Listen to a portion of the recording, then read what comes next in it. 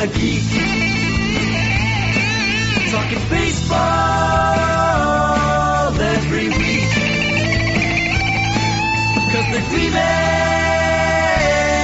and the Geek. And welcome to Gleeman and the Geek, AL Central Edition.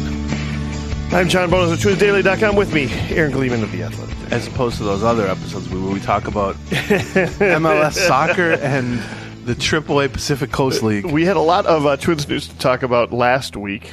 And now we have, there's been some news from the rest of the AL Central, I guess, this week. But we thought this week we would, since there's not going to be a lot of Twins news, or wasn't a lot of Twins news this week, and to be honest, I don't expect a lot of Twins news here within the next week. We thought we'd just take a step back and take a look at the rest of the AL Central because, frankly, I don't know, I think it's kind of interesting that that the rest of the AL Central looks like they're going to be kind of stagnant. This stinks, John. That's what you're going for. Stinks. I think I mean, in terms of future moves, they will be fairly. I was just, from the editor and me was just trying to shorten up your phrasing. Going to be kind of stagnant. What do you think if we use stinks here? Does that work? Any good editor. That's right. Can you turn 15 words into one? Yes. Let's do it. Well, that's good news for the Twins. Well, they're part of the smell, unfortunately. So this week, it's a little bit of an in-between week, you're right, because like last week or within the last 10 days was the deadline to set the 40-man rosters for the Rule 5 drafts, which you talked about on the last show, and then it was the tender or non-tender deadline for arbitration-eligible players, all of which kind of forces some transactions. Right. You know, right. Not necessarily huge headline-grabbing ones, but there's movement on rosters. For the Twins, guys get put on waivers, guys get added to rosters and all that. And then you get through with that, and then it's like, okay, now it's just normal. The thing, the winter meetings start a week. This is Monday morning we're recording this. Right. So the winter meetings start a week from today in San Diego. And that's often sort of the start of the big free agent signing period. And that's of particular interest to the Twins this year because they're frankly in on some big free agents. Yeah, and I mean, there's talking to some big free agents. There's no reason for the winter meetings, which is always the first week of December. Right. There's no reason for it to be, the place where moves happen, the place where things get rolling. There's no, the Rule 5 draft takes place always the last day, so that'll be next Thursday, the Rule 5 draft. But aside from that, there's nothing like actually happening at the winter meetings. Like there's no, except for a lot of gossip. Right. That's all it is. Everyone's in the same place, and so you have the team. Every team. I haven't been there for 10 years, but when I used to go, this was the case. Every team has a suite or multiple suites, whatever, in the hotel. This is in San Diego this year. I went once when it was in Vegas. I went once when it was in Orlando.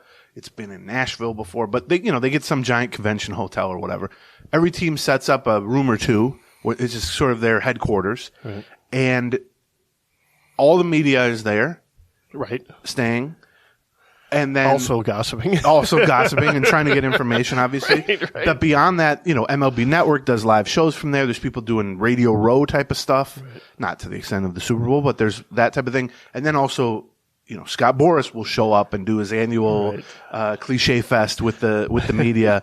And sometimes you'll see like just players, like free agents, just walking around having in-person meetings with people. And so it's not so much that it's like, oh, well, day 2 of the winter meetings, all free agents have to be signed, or this is the day to make trades, or any. There's nothing formal about that. It's just everyone's in the same place for like 4 days, and the bars are open, and everyone's there. There's team officials, there's players, there's ex-players looking for gigs, there's agents, and then there's the lowly reporters walking around trying to get information from everybody. It's Comic-Con for MLB. A little bit, yeah. It's just, and so, I've been there when there's been some big deals. I can't remember what the deal was, but I remember at midnight they called back all the reporters to the media room or the work room because somebody signed for $100 and something million and they had a press conference. But I've also been there where, there's a couple minor deals, but there's I don't know how it'll be in San Diego, but like when I was it was at the Bellagio 10 years ago or whatever when I was there, and there was this giant ballroom that they turned into the media area, which just means a bunch of tables and working Wi-Fi and a bunch of nerds on their laptops hunched over with bad posture. That's how you can always tell it's a media room. And at the front was just a stage with a couple of microphones and whatever. It's prepared. There needs to be a press conference. Right. There are some years where there just aren't big press conferences and stuff. There's more little press conference. But yeah, I think, I don't know. I mean, it's not been devoid of moves so far, I would say, for the first 3 weeks of an off season, basically. Right. It's just, you don't get the sense that like sort of the seal has been broken yet. Right. You know what I mean? Like, and that's more likely than not to take place at the winter meetings. Just because, A, it's a week. I mean, everybody's there for a week. Right. And B, like we said, everybody's in the same spot. But I don't know. I think it's a tricky thing because almost all of the big free agent, names are either shortstops or starting pitchers. And so, or Aaron Judge. Yeah, or Aaron Judge, who I think seems like an entity to himself, sort of. It does feel like he's an entity to himself, except that you've got teams like the Giants, who aren't going to sign Carlos Correa and Aaron Judge. That's true, right. They're going to sign one or the other.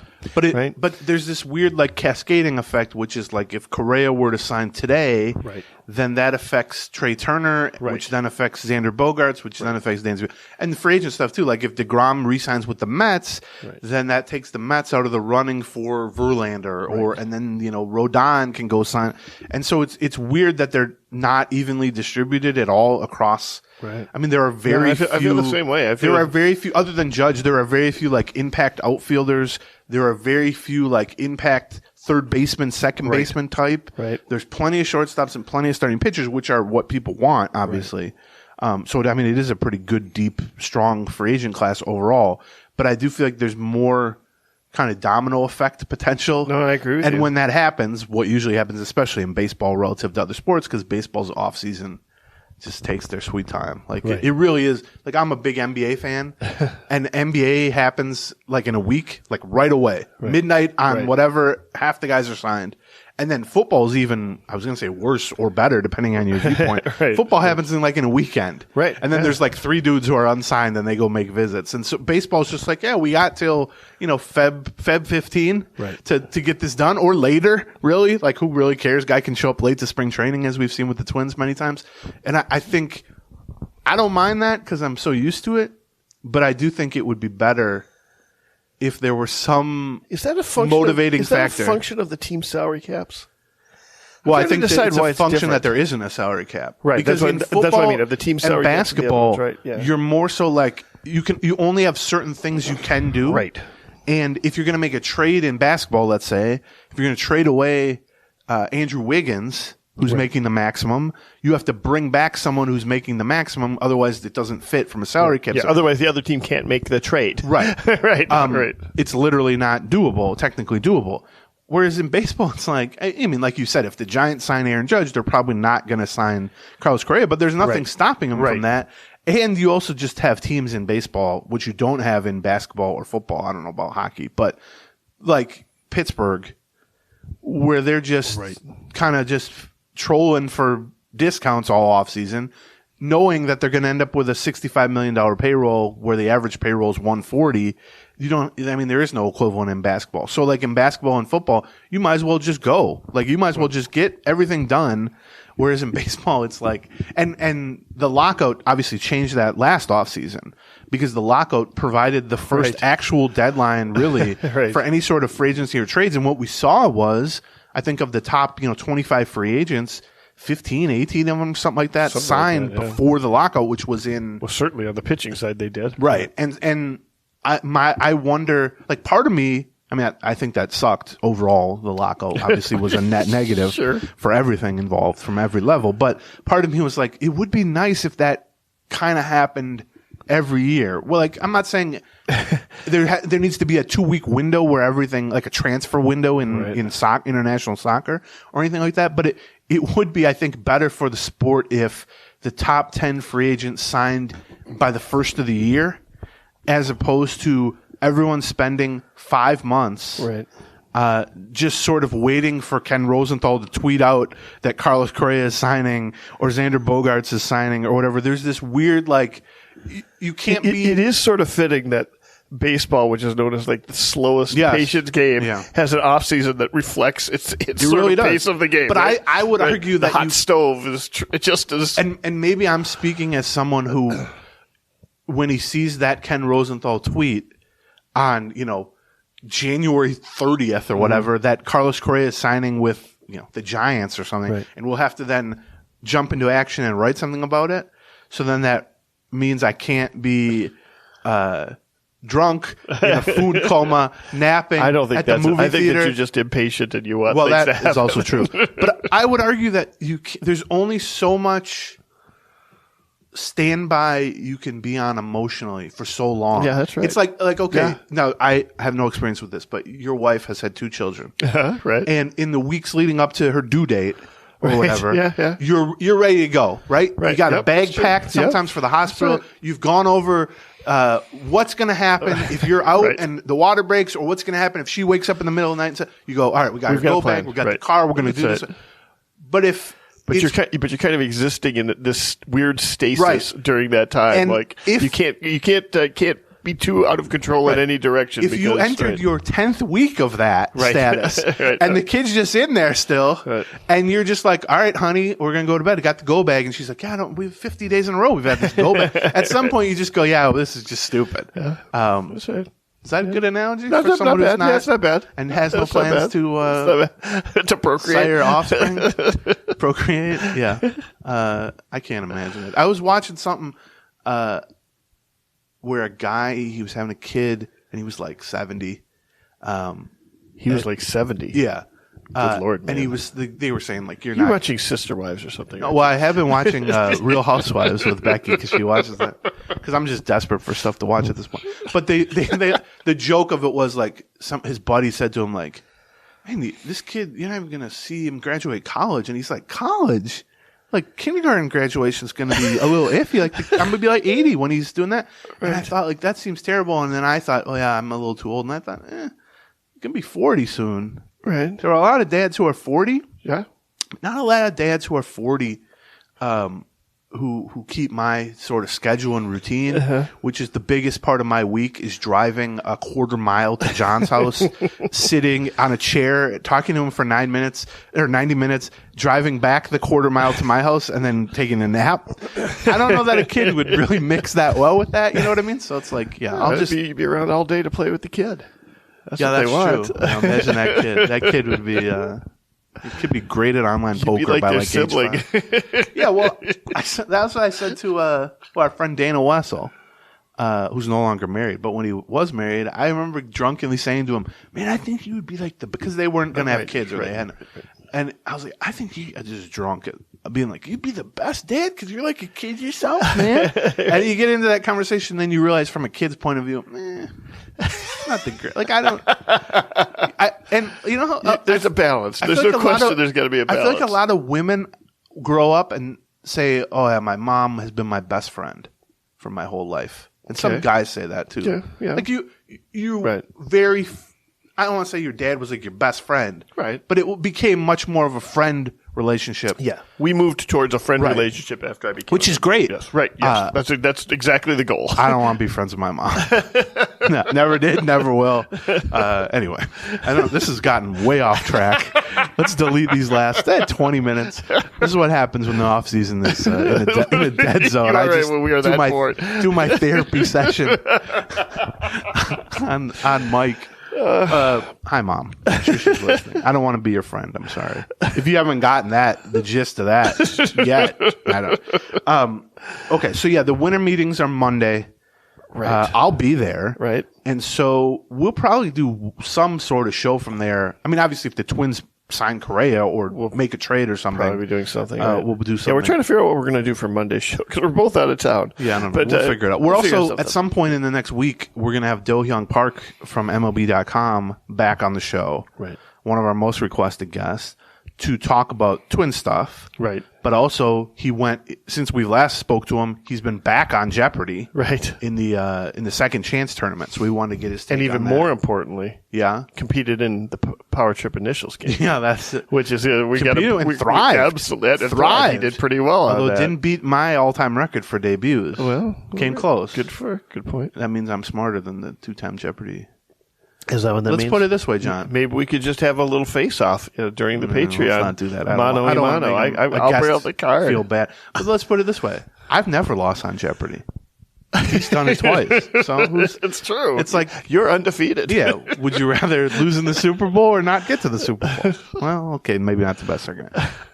So that's what's coming up. We have a fair amount to talk about, including Dan Hayes has reported some stuff this morning about kind of what the Twins' focus is heading into the winter meetings. The problem, which I joked to Don before we started recording, we did, I think, too good of a job At previewing everything? because it wasn't that it was fairly obvious, but we did too good of a job at kind of diagnosing what they were going to do or what they should do this offseason in terms of what are your A, B, C, and D Sure. priorities. Right. And so then this morning, Dan has a nice little juicy notebook about Correa stuff and about Kyle Farmer stuff and about all that. And within it is like, their next priority or their next phase is going to be trying to lock up some sort of veteran catcher. Yeah. And I was like, yeah, that'd be good to talk about, except we did like 45 minutes on all that catcher. That follows the MO that we've been talking about, which Yes. is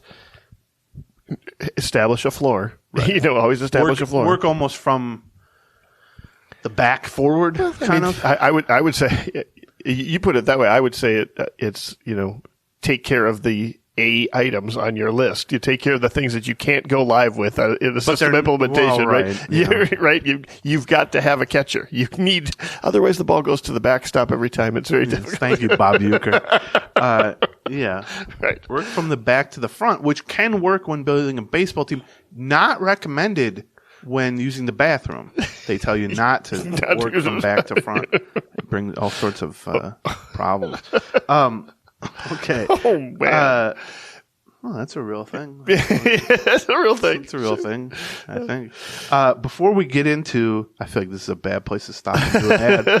But are there going to be good places to stop doing it? I'm sober, by the way. It's Monday morning. It's very early on Monday morning. Sleep deprived. Right. Before we get to the first ad and stuff, so I don't know the latest on Correa. I guess we can talk about that. Let's talk about that. Which you got everybody all worked up on the last show I saw because you just very casually said that the Twins have made a big offer to Correa. I forget if you said an actual number, but 200 something million. Yeah. And you were like, it's above and beyond what they expect. And then Twins Reddit was like, how tapped in is John Bonus? John Bonus said on the blah blah blah. And even a couple of the reporters were like, did John really say that? Blah? I'm like, well, you can listen to the show and find out. Yeah, that's right. Nobody wanted to do that, but Dan, I don't know how much confidence I have in the actual number I heard, but the idea I've got a it. fair amount of confidence in the actual number I heard, and it's a big number. Right. And Dan has reported, Lavelle said, I guess a few days ago, Right. that they've made sort of a series of offers to him. Right. A 4-year offer, 6-year offer, 8-year offer, I don't know about a 10-year offer, but basically they offered him the poo-poo platter and said, pick from that. Right. Let's be honest, they're not in a position of great leverage with him. And so they're essentially just saying, you tell us what sort of structure to this deal you prefer. I think that's ultimately what's going to happen. You can say, oh, we offered him an 8-year deal, but if he says I want a 9-year deal, you're probably going to do that. If he says I want a 4-year deal with an opt-out followed by a 4-year deal with an opt-out or something like that. Dan Hayes has also reported, including some stuff this morning in the article I just mentioned, which he posted like an hour ago, that they continue to think they're in the mix for him. I think that's accurate. Yeah, but he put a percentage on it, which I did appreciate, given that we always ask each other to put percentage. And he said still less than 10%. Yeah, less than 10% chance. That's gonna. Which I said 5 at the beginning of the offseason, which I would probably stick to, but maybe bump it up to 6 right now. The chances have doubled. How about that? Yeah, from 3.5 to 7. Yeah, it's it's going to depend on how strong somebody goes for him. Right. The problem is, it's like it's like Battleship, right? You're fine until someone just. I'm waiting for this analogy. Yeah. Well, I've played Battleship before, right? Okay. You're fine until someone just blows you out of the water, and then it's over, right? Like you could play forever. Right. If someone just near miss, you're just strolling along in the middle of the ocean there, and someone just hits the coordinates, you're dead. And that's where they're at with Correa, which is, we mentioned like the Giants might be going after Judge. Well, if they sign Judge, they're probably not going to sign Correa also. But if they don't sign Judge, they might just say, Carlos, 10 years, $300 million, in which case the Twins have been blown out of the water. It's over. Their boat has capsized. Yeah, here's what's not going to happen. What's not going to happen is it's going to be a musical chairs situation where somebody's left standing. Like what you're going to have to beat an offer. Now, what we don't know, what could happen is somebody's like, no, this is our guy and we're going to pay for him. Like you get a team like the Mets or the Dodgers or the Padres or the Phillies who say, F it. We just lost Bryce Harper for half the year. We're going to try and get this shortstop position locked down. And, we want Correa over Trey Turner. And when they do that and they come in with a 12-year, $360 million offer it's over. Right. Well, that's what I'm saying. It's like you're DOA at that point. I guess the question is sort of, I think the Twins are in play at 280. I think they're in play at somewhere around there, right? The question is, are they in play at 330? That's John Bonus. That's JOHNBONNES. It's at Twins Geek at Twitter. I get what you're saying. I would be so floored emotionally, intellectually, if they were to sign anyone for even 250. I'm so beyond the I'll believe it when I see it point of that. Yep. Honestly, I would be pretty shocked. Right. Well, that's why I have them as 5% to sign them. But I would be most of the way to that level of shock if they were to sign like Carlos Rodon for 5 years and $140 million. Right. I just I need to see it before I believe it with the Twins. But setting my own personal skepticism with that, and obviously people share that. But what you're saying, I can see that. The problem is what we've talked about before with them, which is that if you make a 8-year, $250 million offer to Carlos Correa, you may perceive that as just an extraordinary, budget stretching, franchise altering offer. And it is. Right. But he may perceive that as the fifth best offer he has on the table at that point. And so that's exactly right. I think that's, sort of what we're getting to with the, it's fine that you're just sort of in your boat this whole time, waiting for him to make a decision, but you can be blown out of the water at some point. And, if it's not even going to take, like you said, 12 years, 350 or whatever. That's blowing everybody out of the water. Right. But I don't think it will take, realistically, if the Giants offer him 9 years, $280 million, obviously the Twins are not beating that offer, John. What are we talking about? I'd love to be wrong. Pull this clip if I'm wrong. Yeah. We'll do a whole show mocking me. But what are we talking about? And that's the thing that when they signed Correa last March, I wrote about this. We talked about this. It does change potentially forever the notion of what's possible or what's within the realm of realistic. What is realism when it comes to the Twins and free agents? Well, prior to last March with Correa, realism was Josh Donaldson's contract. It was a 4-year, 20-something a year deal, which they got out from under halfway through. But signing a guy for $35 million even for 1 year, it moves the window of what we can even perceive as possible with the Twins. And I'm willing to believe that. Sure. I'm even willing to believe that having Correa for a year and watching him in person and forming what by all accounts was a very good relationship with him and all also moves the window of what's possible. I'm just not willing to believe it's moved all the way to $300 million for a team that's never spent $100 million on a free agent. So let me ask you this. So, what's the guaranteed money that Carlos Correa gets from somebody? Give me the over-under on what I think it will be minimally $250 million and probably... But give me an over-under that you'll take either side of. I don't know. If I'll bet one side, you bet the other. 285, let's say. I'd take the over on that in a second. Yeah. I think he's hoping for more than that, obviously. But that's sort of my point. Even at 285, right? 9 years, 10 years, whatever you want to make it.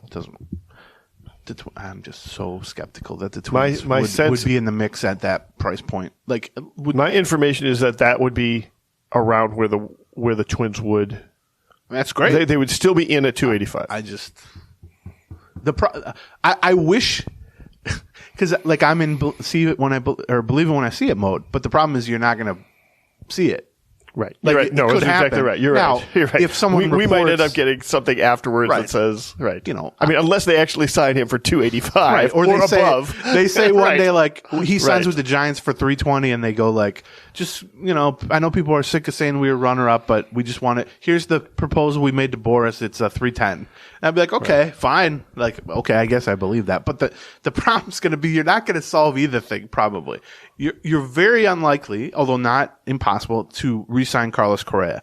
And then stemming from that, you're very, very unlikely to actually know what their real offer was to him. Right. I mean, certainly I can try to get that information, or better reporters than me can try to get that information. Right. But even then, you're relying on the team or an agent not fudging the numbers a little bit. You know what I mean? And we saw that with Darvish and Wheeler. We saw it with the White Sox and what's his name, the pitcher, Wheeler. Zach. I'm sorry, Zach Wheeler. Right. Yeah, there's motivations from the team side and from the agent side a lot of the time to sort of fudge the numbers a little bit. No, it's in nobody's best interest to say the number was much lower than that. Right. The Zach Wheeler's agent once, he turned down much more money from the White Sox. The White Sox are like, we were really far in. And you see this in the NFL all the time because of the salary cap ramifications, because most NFL contracts, except for a few quarterbacks now, are not fully guaranteed. Right. And so the real contract is guaranteed money or bonus, upfront bonus. And so you'll see the Adam Schefters or Ian Rappaport or, the transaction monkeys, as we call them. The guys who break all news nationally will say, so-and-so is signing an extension with his team for up to $240 million. Right. And then if you wait 3 days, you'll find out, it's actually $110 million with the potential to earn another 130 or something like that. They end up keeping him 12 years. You ask yourself, why is the initial news of that so inflated? It's the maxed out, but you go, everybody is incentivized to say that, basically. Exactly. And it's not quite that same with baseball because there's no, there isn't as much mystery in the contract, stuff like that. But when it comes to runner-up, the Twins are much better. And Boris for an agent, a player. It's if someone signs for $300 million with the Giants, the Twins can say, "Well, we were willing to go up to $275." Right. And people go, "Wow." I mean, although people are kind of sick of hearing that, I think, from the Twins. But then the agent can look good. He had multiple offers in that. But realistically, I think I'm not saying with the Twins specifically, but if you were to say to teams that suggest that or leak that information, if you were to say, show me the offer you made or the correspondence you had or play me the phone call you had with the agent where you actually offered $275 million, I bet most of the time they couldn't come up with it. In our heads we thought we were willing to go. It's like, okay. I would love to be wrong. I mean, I would love to be wrong too. I also love to be wrong on how much it's going to take to sign him because I don't think it's going to be anywhere near 285. I think it's going to be well in excess of 300. I'm a little skeptical on that. I think based on his age and his performance and all the intangible stuff and everything like that, he absolutely deserves the same level, roughly the same of Seager and throw him Lindor, in the same box as Lindor and Seager and Manny Machado and Tatis and guys like that, which is $300 million, or $330 million. Yeah, I mean that range. I guess I'm still stuck on what happened last offseason. And like we said, the lockout aspect makes it so that maybe last offseason is not even that relevant overall. But he could not get $300 million last offseason. Right. Now, if it would have been a normal offseason, maybe him turning down something from a couple of teams early on, which is what happened. Then maybe by the January, February, in a normal circumstances, he's got those teams willing to offer him $300 million. But a couple of them just moved on. Like the Tigers, I think, offered him two something, and then he said no, and then they signed Javi Baez, which didn't work out too well for them. But I mean, it's worth pointing out that he turned down 10-270 last year. Right. Yeah, I mean, but 10-270 is like, that's a lot less than what you're saying. You know what I mean? That's a lot less than 330, right? But it's not that far from 285. Right. Well, that's why I think the high twos are doable because I mean, this sounds crazy, for podcasters, but you see a lot of guys, relatively speaking, signed for 250, 275. You don't see that many guys signed for 350. That shrinks considerably at that point. You start to get into that real rarefied air of that point. And I don't know. I think he warrants being in that group. He's that type of player. I just wonder. Although, really, with that type of money, you just need one, right? You just need one owner, right? Like, there's nothing. I mean, that's what we're talking about. If somebody comes in and blows it out of the water, Corey Seager is a really good player, right? Probably on par. I ranked him like a quarter step below Correa this time last year when I was doing that. But I mean, they're roughly the same. They're both under 30. All-star shortstops, great hitters. You can debate their defensive value and all that. Seager's not a defensive guy. But. All it took was the Rangers owner, having moved into a new ballpark and a bad team, saying, I'll just give him $325 million. Well, that could have been Correa also. Right. And so, I'm not saying it's impossible. I don't know. I'm 285. It's not like, that's bad money, 285. No, it's not bad money, no. I have a hard time. I guess I have a hard time believing.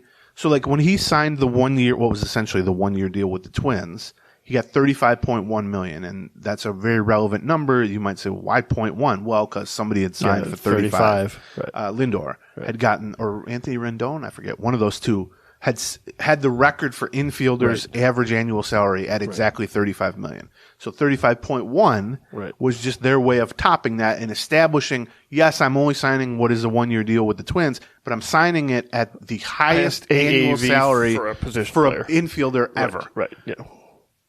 In theory, the reason you would do that is then you hit the market as he is right now, and then you say, well, okay, I'm getting $35.1 million a season. Right. The question is just how many seasons. Right. And you can start to do the math on that. You get to 8. Sure. And you're at, what is that, 260. Yeah. Right. You get to 9. No, 8, you're at 280. Right. You know. Right. This is why I'm not a math major. Right. I'm just skeptical that that's going to, because basic. Yeah, I don't know that they're going. I don't know that they'll clear the AAV over a long period of time. That's what I'm skeptical of. But I mean, then you take a look at Lindor ended up with a $341 million contract, guaranteed contract, and that is, I'm sure that's what Boris has his eye on. Right? Of course, but that's what 11 years, 31 a year. Yeah, I guess. Right? Yeah, because I mean, even the 35.1, I always laughed at the notion. I can only laugh so much because I don't have $35 million, but the notion that establishes like a precedent for his future contracts. Right. Yeah, because here's the thing: the shorter the contract, in almost any circumstance in sports, the higher the AAV. Right. Like if you want a 1 year deal, if you're, Carlos Rodon even, and you said, I'm just going to sign a 1 year deal every offseason. Well, somebody would give him $35-40 million, but nobody's going to give him that. We just saw it with Scherzer. That's why Scherzer has the highest AAV, because he took a 3 year deal. Right. So I don't know. I'm skeptical of all that. I'm skeptical that the Twins, I'm not saying the Twins are fibbing about being in the mix, and even I think they're accurately portraying that they feel that they're, have a shot at this. Right. I'm just saying. On the other hand, I didn't think they'd sign Correa in the first place. So what does it matter what I think? I think they're actively engaging. There's no question about that. That is one of the more interesting things about this, is that we try to figure out how this front office works, and I think we've got a pretty good idea about how they work through things. We haven't seen this. We haven't seen them say, we want this guy, and we're going to we're going to suffer through the pain of a long, protracted negotiation and waiting for the market to establish itself and see how much we're willing to stretch. We've seen them target guys in the same way they're probably targeting Rodon, right, or Zach Wheeler a few years ago, and come up short, or Yu Darvish, right, another one, right. And they've always come up short on those guys. We've seen them wait out the market and sign big name players for better deals than for good contracts, but we haven't seen them. We haven't seen what their pain threshold is on a long, exactly the situation you were talking about. Right. A pregnancy that is, you are just with that, like as frustrating as this for us as fans. Every meeting they've got with Boris, or Boris Corporation, where they're talking about all of the different free agents, and they're just kind of waiting on what happens. We haven't really seen that. Yeah, we haven't really seen the doors to the off-season store open, and the Twins go rushing in and grab the highest priced item and said, "This is what we want."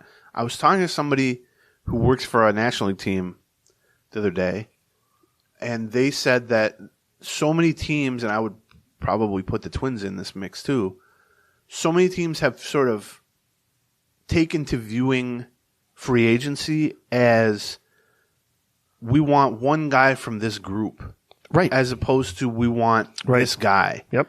And I think, even 10 years ago, you go back and read like Ken Rosenthal's early notebook from whatever, the 2008 free agency or whatever it is. Just picking a year. And it's like, oh, the Yankees are hot after so-and-so. Right. The Mets are into this guy. The Dodgers are into this guy. And now it's more like, well, this team wants to sign a shortstop, and here are the 4 options for that. Yeah. This team, and with the Twins, this team needs a frontline starter.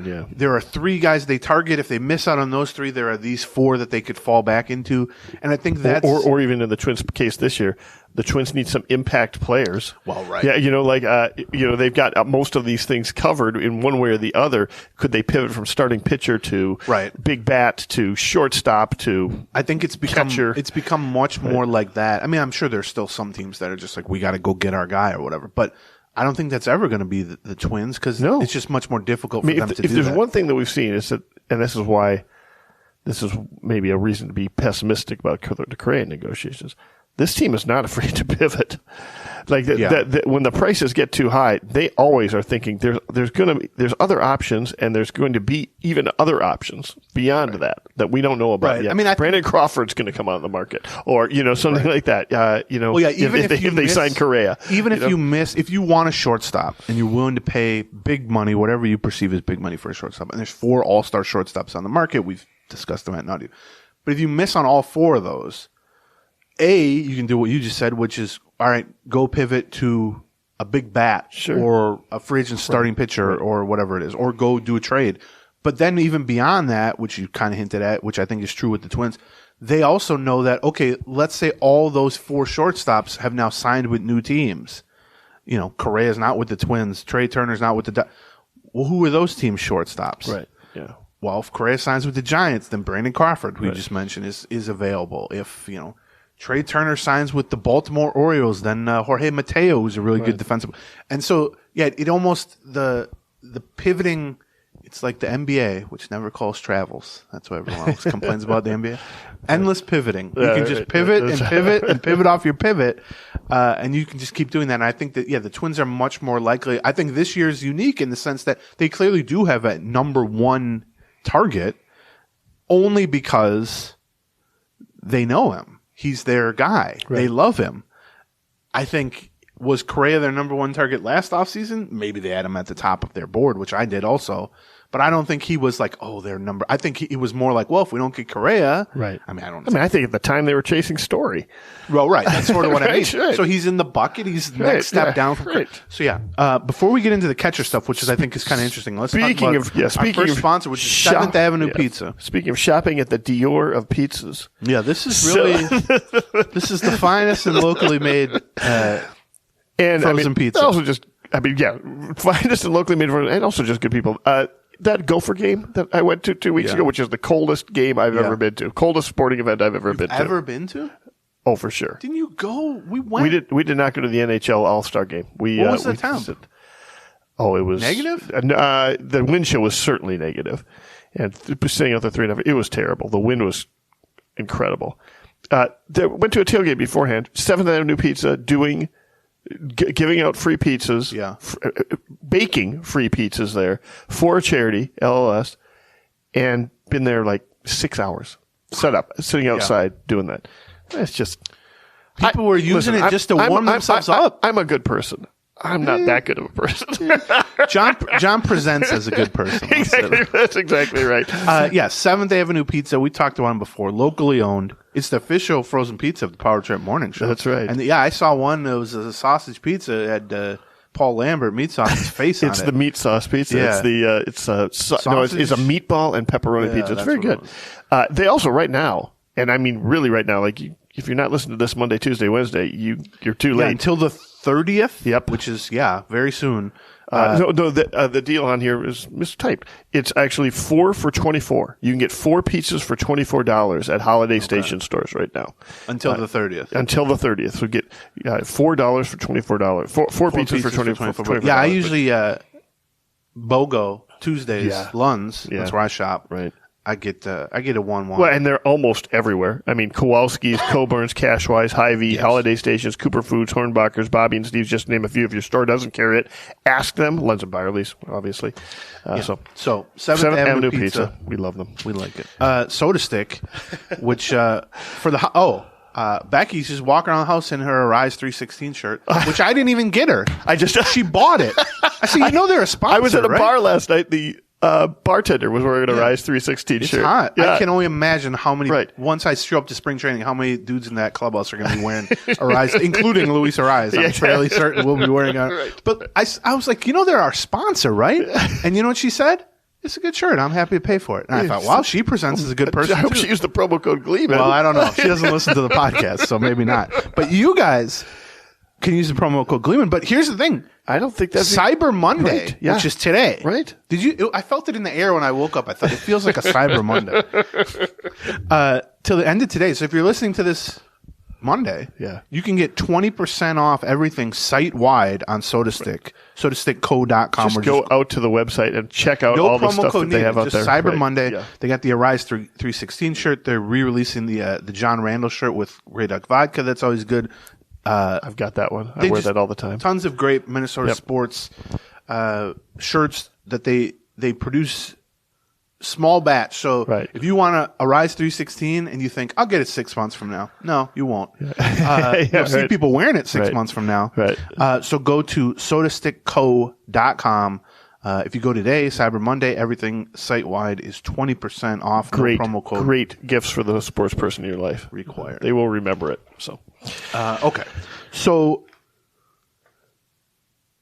let's see. Oh, the other thing I was going to say about shortstops very quickly is I think but just everyone, are being spoiled by this class as the direct follow-up to last shortstop class, which last year with Correa initially was, I think, without question, the greatest free agent shortstop class in the history of Major League Baseball. And this year, I think, is without question the second best free agent shortstop. So then you go, I think you start to get used to, well, if they don't get Correa this year, we'll just sign one of the top 5 free agent shortstops next year. Well, then you look at next year and it's like, there's one good guy, which I remember last year at this time looking back, like how rare was that free agent shortstop there class? isn't one good guy, by the way.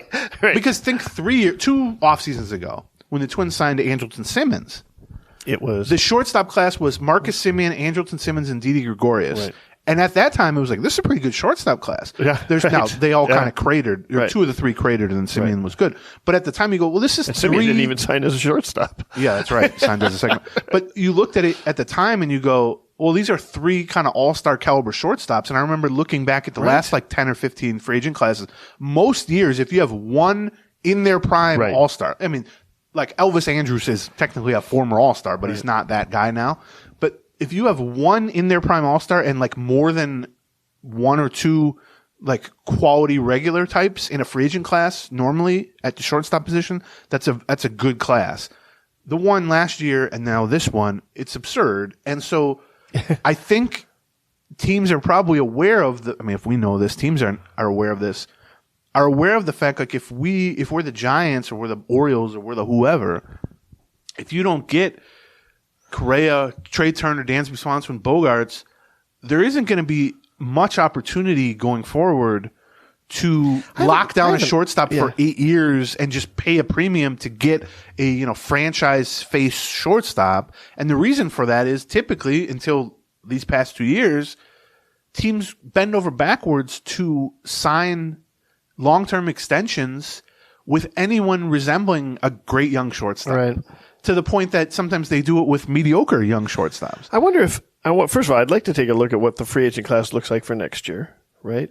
It's not great. I wonder to some extent if this is, in part this is a function of the new players opting out of contract status that's going on, right? Like, are we just kind of running into a situation where moving forward, we're going to have, if you're a good shortstop, you've got a pretty good chance of having an opt-out within the 3-year period, right, and hitting the market again time. Like, are we just going to run into more times where we have good shortstops on the market on a regular basis? In a normal 10 years ago, before opt-outs became a leverage point for players, right, Carlos Correa would never have signed a deal that he could opt out after 1 year. So he's back on the market, and a big part of why this is an extraordinary... Xander Bogaerts. Yeah, Xander Bogaerts opted out of his deal.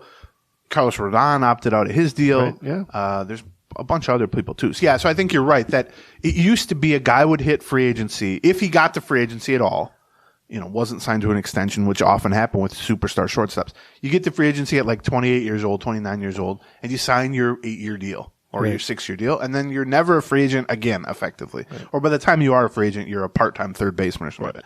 Well, yeah, now you sign your 10-year deal at age 28, but it has an opt-out 2 years into it. So 2 years from now, you're back on the free agent market, and people go, "Oh, that's a pretty good free agent class." Right. Well, yeah, because you got the best guy from the 2 years ago's free agent class. Right. I think that's effectively what happened. Here's the shortstops on next year's market. Okay.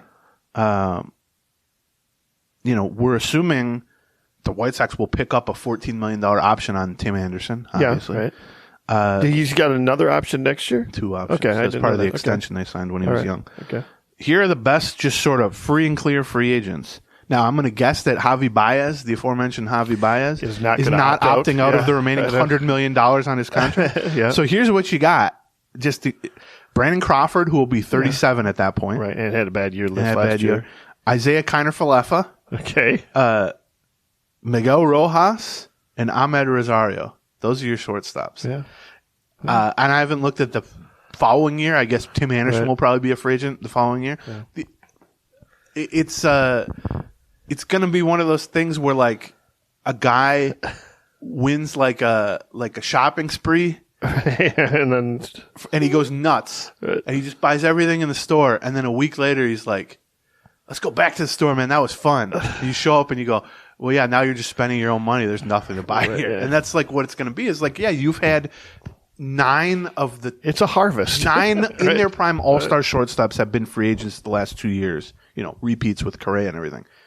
I would guess that in the next 5 free agent classes following this one, you will not have 9 in their prime all-star free agent shortstops. Right. Yeah. I don't know that affects the Twins that much. Because I don't know the Twins... They're putting their eggs in entirely different baskets on that. It's not like the Twins are going to go, "Damn, there's no shortstop we can give $200 million to next offseason." Right. Okay, so the other thing... I don't know why I'm grabbing those notes. Grab my phone notes. Too many notes. That's the shortstop talk. Let's do a little catcher talk. So Dan had an article this morning, like I said, kind of rehashing what we had talked about before about... and had a new quote from Thad Levine, basically just restating with bigger vocabulary words what Derek Falvey had said a month earlier, that they still like Ryan Jeffers, but they're moving away, and most teams have moved away from the notion of, some guy catches 130 games and somebody catches 35 games. So they were like, somebody's going to catch 80 or 90 games, and then the other guy's going to catch 80 or 90 games, and that's going to be our catcher situation, which means they need someone to pair with Ryan Jeffers. Right. We've talked about this, ideally, and Falvey even said this. We were both there a month or 6 weeks ago. He said, ideally, we'd find a left-handed hitter that you could pair with the right-handed hitting Ryan Jeffers, Jeffers is much, much better during his career versus lefties and not very good against righties. So if you compare him with a left-handed hitter, that's a very natural platoon that you can, go from there. You can, increase or decrease someone's playing time within a platoon, but it's be easy. But the problem is, similar to what we're talking about with free agent shortstops, the market is what the market is, right? So, or the class is what the class is. So you go, oh, well, they need a left-handed hitting catcher. First of all, that's really difficult to get. No, the Twins are spoiled because they had Joe Mauer for a decade, and before that, they had A.J. Pierzynski. Before that, they had Butch Weiniger, who was a switch hitter. I'm trying to think. Before that, who did they have? Earl Batty was right-handed. Who'd you say? I love this kid. Butch Weiniger. Butch Weiniger. Yeah. But really, the only left-handed hitting catchers on the free agent market who are going to move the needle at all, I would say there's one. Right. Twins might argue there's two, which we'll get into. But is Omar Narvaez. Narvaez. Boy, there's not a second R, right? There's only one R? Narvaez, yes. Okay. They can't sign him because I'm too stupid to say his name. Who spent the last couple of years in Milwaukee. Before that was with Seattle and Chicago. He was an all-star 2 years ago. Didn't hit much this past year, but, he hit big early in the year. He was really good until the All-Star break, and then he ended up really going in the tank after that. But, you look at his track record, and he's, an above-average hitting catcher who every third year or so hits 15 home runs and is an all-star catcher. He's improved his pitch framing and defense and all that stuff, but, he's seemingly a perfect fit for what they described. Right. In that he's a guy you want to start 85 games, but not 125 games because you don't want to play him against lefties. And he's a guy who I think he's 30 and he's been an all-star, but he's coming off a poor year. You would presume that he'd be available for a 2 or 3 year deal at $8 to $10 million a year, something like that, which is doable for the Twins. And you would think, well, that's a pretty obvious pairing with Jeffers, particularly given that there aren't other left-handed hitters. Right. The second best left-handed hitting catcher on the free agent market is Tucker Barnhart, who is a backup. I mean, he's got a great clubhouse rep and he's a good defender and all that stuff, but he doesn't hit. Is he Sandy Leone? I mean, he's a slightly better hitting Sandy Leone. You're right. Yeah, right. The third best left-handed hitting catcher on the free agent market is Sandy Leone. Right. Great dude. Great defensively. Right. Great dude. Seems like he had been in that clubhouse for like 4 hours and people were like ready to have him be the godfather of their kids. Like I even said to Joe Ryan one day after he's going, I said, like, what does this dude have that every pitcher throws to him once and it's like, this is the greatest human I've ever met in my entire life? And Joe Ryan was like, some people just got it. I think his implication was, you don't got it, Gleeman, so you'll never understand. Right. But that's if you're trying to find that, Jeffers is a right-handed hitter. We want to play him against all lefties and occasionally against righties. We need a lefty to pair with him. Your only real options are Narvaez or a backup caliber guy in Barnhart or a right-handed catcher that can also hit right-handers so then a little bit what better. Happens is guys like us are trying to assess the options. Well, you say there's only one left-handed option. I think they're probably in the mix for Narvaez. But if they don't get him, because anytime your target is one guy, you're not. Well, then you go, well, what's left? Well, what's left is the best right-handed hitters who are still better than Ryan Jeffers against right-handed pitchers. So you could do a timeshare. Right. But the problem then is if you bring in, obviously Wilson Contreras is a much, he's an all-star. Right. You bring him in, I'm guessing Jeffers is going to get traded. But someone like Christian Vasquez, who would be someone I would target. Well, he's less bad than Jeffers against righties.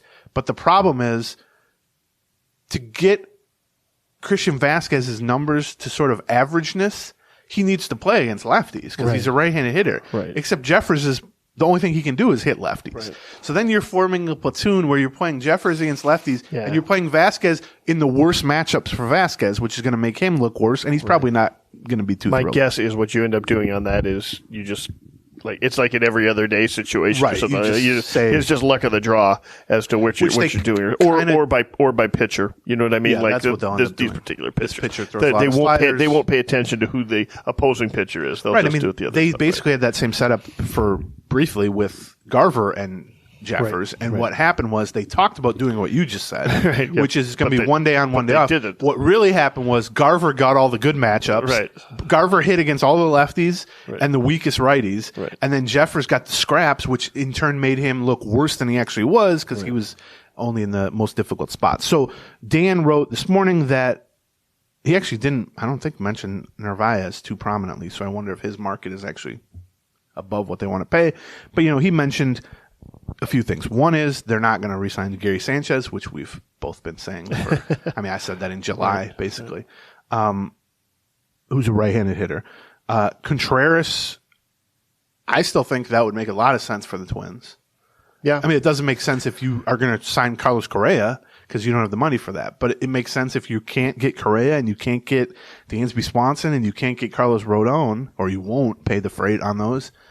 Presumably, Wilson Contreras is going to be available for a 4-year deal or a 5-year deal instead of an 8 or a 9-year deal.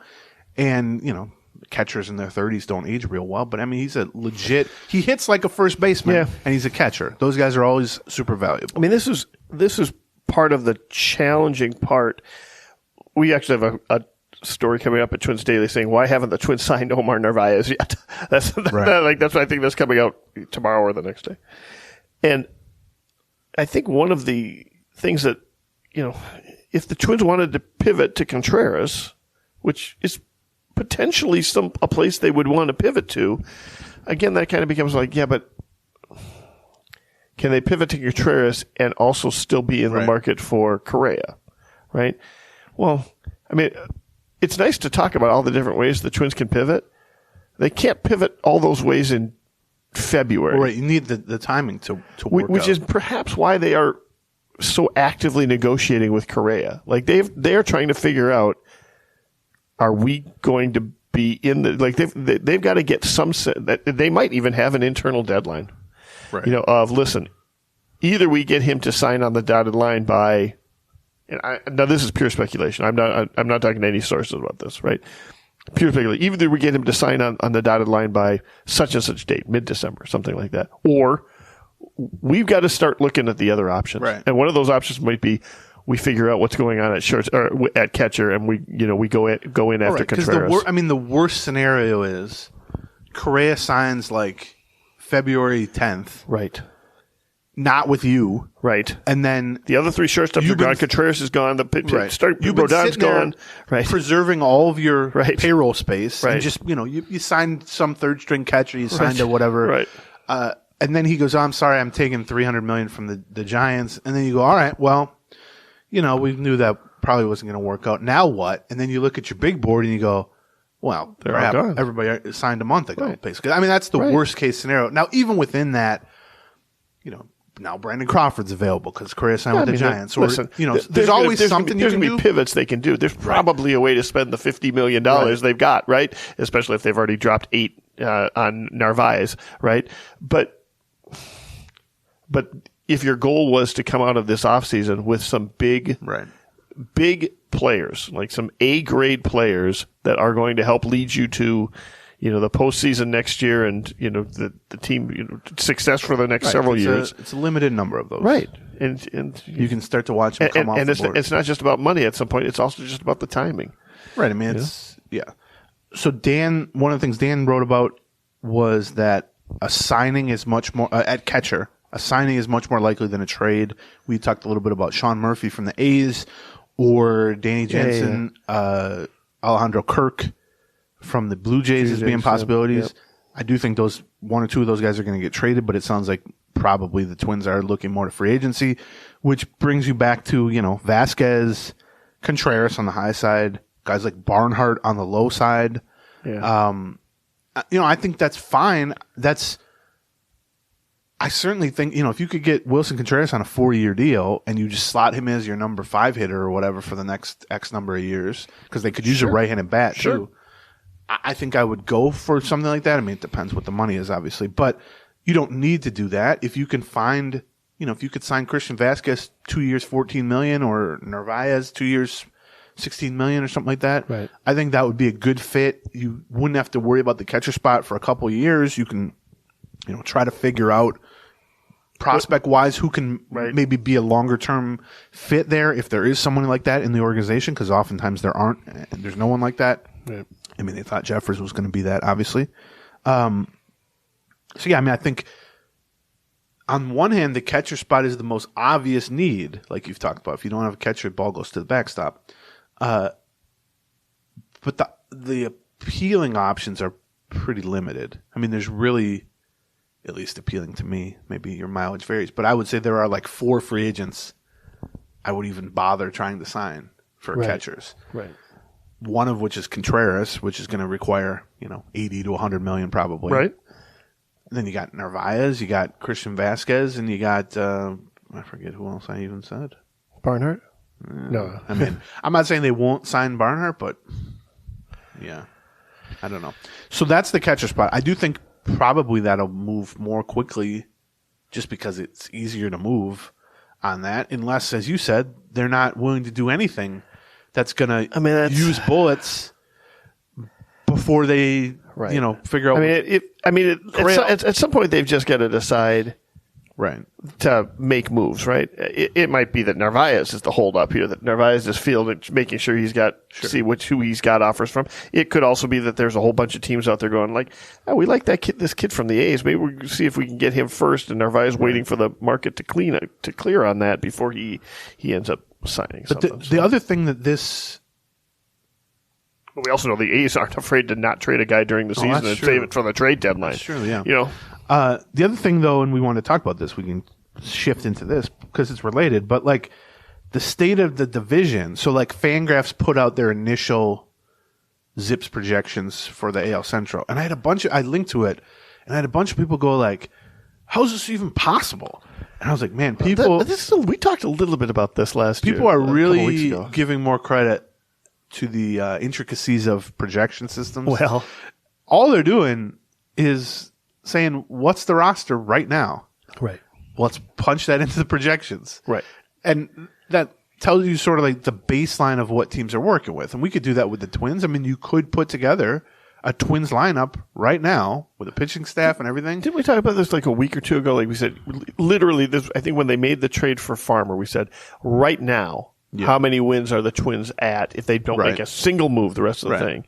And this was a little bit higher than I think we had high 70s as opposed to 81. 500 exactly, 81 and 81. But that's all that these projections are doing. And so then that's your baseline. And then if you were to sign Carlos Correa and bump Kyle Farmer from the starting shortstop to the utility man role, then you just say, well, how many wins does that add to the total? And then you go from 81 and 81 as your projection to 85 and 77 as your projection or whatever. But before we jump into AL Central stuff, let's quickly cover another one of our sponsors, Stamps.com. I hate going to the post office. I hate it, especially during the holiday season.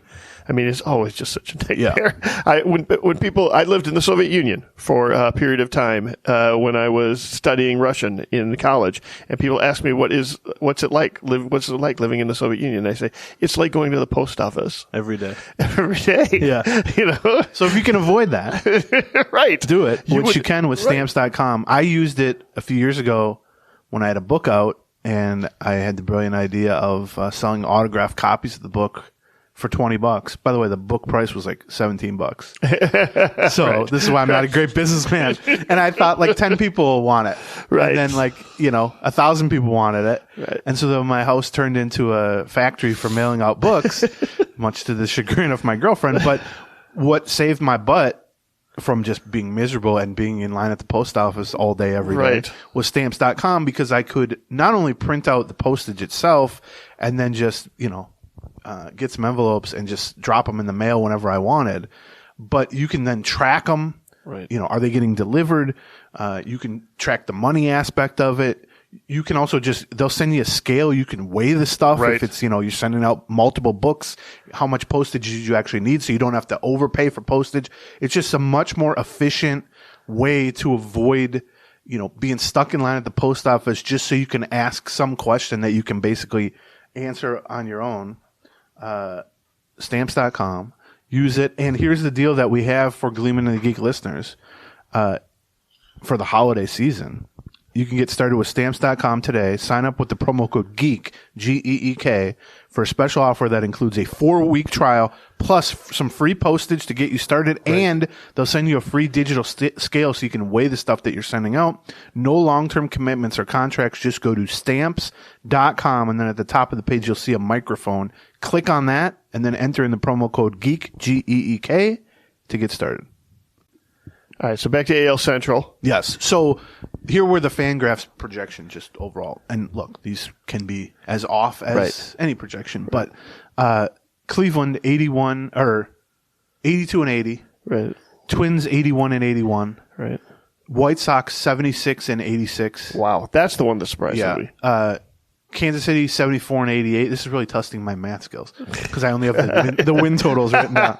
So I'm having to subtract for 162. Kansas City at 74? Is that what you said? 74 and 88. And then Detroit 70 and 92. Wow. Do those all add up to 162? They Yeah, do. they do. Look at Yeah, me. they do. Look at That's you. that Highland Park high school math. There's a few things of note here. One of them is that the division just stinks. And partly, this is nothing new with the AL Central. This has been true for 20 years, basically. But it's also, this is incorporating the new schedule. Well, that's where true. you're playing fewer games against your divisional opponents. You're losing, what did we say? How many games? It was 15 games a year or something like that. It's not like an incredible amount, but those are being redistributed essentially turned into National League. It's going from games. 19 games down to 13 games against your division, right? Is that right? 18, I think so. It was 18, right? Is it 18 games down to 13. So then you'd lose 20 games. 20 games. Right. It's not so much that it's being, I'm trying to think of how to phrase this. So instead of playing, which I think is a good thing, specifically, it's a good thing for an entertainment value standpoint. I agree. Because as someone now who's and gone, also just from a general fairness standpoint. well, but it's not a good thing for their win total. No. Because it's going to bad be for everybody's a win more total. difficult Right. schedule for the For Twins' sure. win total. Right. But it's even that is funny. So instead of playing 19 games against Kansas City, you play 13 games, and those other 6 games, are being distributed essentially to National League opponents. Because now instead of playing one division in the National League each year, you're playing every team in baseball. Right. The Twins will play at least one series against all 29 other teams, and so those games, you take the 6 Royals games that you would play. Right. And that becomes a 3-game series versus the Rockies and a 3-game series against the Diamondbacks or whatever. That's right. And so it's not so much that it's becoming a harder schedule, because really the distribution of those games towards the National League is going to trend towards 500, right? Because it's just National League. Yeah, but of the divisions, the AL Central is one of the weakest divisions. So you're not making it harder in terms of the opponents you're bringing in, but you're making it less easy in terms of the games you're removing. That's because right. instead of playing Kansas City, Detroit, Cleveland, and Chicago, you're just sort of taking random National League opponents. Sure. And so those are all collectively, the Twins' schedule each year within the division is always less than 500. Whereas the National League that's getting replaced with are almost by definition 500. And so now, in terms of how much that's going to actually add or subtract, my guess is 2 games. yeah, it's like 1 win, basically. Right. Yeah. Right. Right. I was going to maybe obviously. 2 wins. Right. I was thinking about this. So what I think it does do. That's terrible grammar. What it does. What it do is it remove. When we saw this with the Twins a lot under Gardenhire. It's not so much that the overall impact is going to take you from like 85 wins to 75 wins or something like that. The removing AL Central opponents. Sure. But we've seen in the AL Central, if you're like a pretty good AL Central team, your true talent level is like 90 wins, let's say, which the Twins were often under Gardner. Some of those teams just run roughshod over the AL Central to the point that you go like 16-2 against the Royals, Sure. and 14-3 against whatever it is, and so you can almost there's the potential, like big picture over a decade-long span. You're going to have you'll beat those bad opponents, but it'll only equal 1 or 2 differences, 1 or 2 game difference per year, replacing with the National League. But it does lower your sort of ceiling a little bit, because there's less opportunity for you to just cut through this division Maybe, yeah. like a knife through butter. You know what I mean? Right, Like, yeah. and we did see that a few times with the Twins, where it's like, and they were right around 500, but they just never lost to the Tigers or the Royals Right. or the whoever. They can't pad There's less the win totals. opportunity to do that, because then it just gets turned into a bunch of 3-game series. And that doesn't necessarily affect you that much in terms of where you end up in the AL Central, but it does affect you in terms of for where the you wild go for card. the So I wild looked card. up That's for the three wild wild card. cards, right. Look at you, like reading my mind. Of the last 17 wild card teams in the American League, Okay. so this year there were 3. Yeah. The previous decade there were 2 each year. Yeah, except for 2020 Yeah, when there were 5. yeah. I guess I'm not counting 2020. Okay. That was like totally different. Okay. So going back to 2015, there's Okay. been 17 traditional American League wild card Okay. teams, I think. Maybe. Only 2 out of 17 were AL Central. Really? Yes. The Twins once Okay. in 2016? No. Yeah, 2017. That's when I went to New York City. 2017. Right. 2017. You're right. And then Cleveland 1 year or something like that. Okay. But that makes Yeah, sense. Cleveland made it the year that they made the run to the World Series. Maybe, yeah.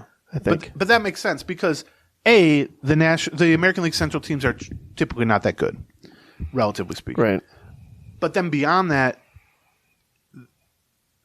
they were actually at an advantage in the wild card race because they were getting to play their own division for 70 games a year, Right. whereas like the Tampa Bay Rays in the AL East, they were getting to play their own division for 70 Right. games a year, except their division was monstrous. Right. Instead of playing the Royals and the Tigers, they were playing the Yankees and the Red Sox. And still, with that built-in advantage, an unbalanced schedule that greatly favors the Central, Right.